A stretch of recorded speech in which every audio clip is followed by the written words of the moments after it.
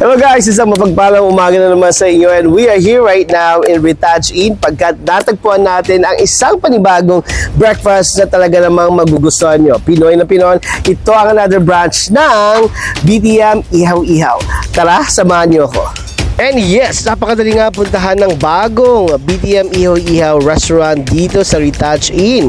Dito lamang sila sa first floor at madali mo na matatagpuan ang napakasasarap at kanilang talagang nag-umapaw na breakfast at a la carte or lunch or dinner. For only 29 katarya lang ay talaga namang napakaraming pagpipilian. Merong Arabic cheese, merong lugaw, merong salad section, may cereals din, may fruits at marami pang iba.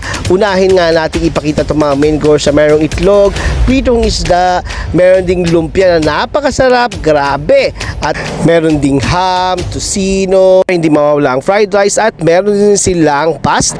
At ang hinahanap natin ang champurado, lugaw at iba pang mga dessert. Mga panghimagas at grabe, alam mo ba na meron silang live cooking na pancake. Grabe, diba? Sulit na sulit talaga dito sa BTM Ihaw-Ihaw. For now ay sa breakfast muna nila ay during weekend and soon ay hindi natin alam, baka naman sa weekdays ay meron na sila. Baka naman. Kaya naman dayuhin nyo na ang BTM Ihaw-Ihaw dito sa Ritage Inn. Enjoy ang weekend almusalang na ito. Subukan nyo ang napakasasarap na inihahain nila sa inyo sa breakfast. At ito nga pala ay medyo malaking lugar kaya naman saktong-sakto pwede mo dali ng tropa, ang pamilya o kung sino mang minamahal mo sa buhay para enjoy ang weekend breakfast ng BTM Ihaw-Ihaw. Hanggang dito na lang. Bye for now. God bless!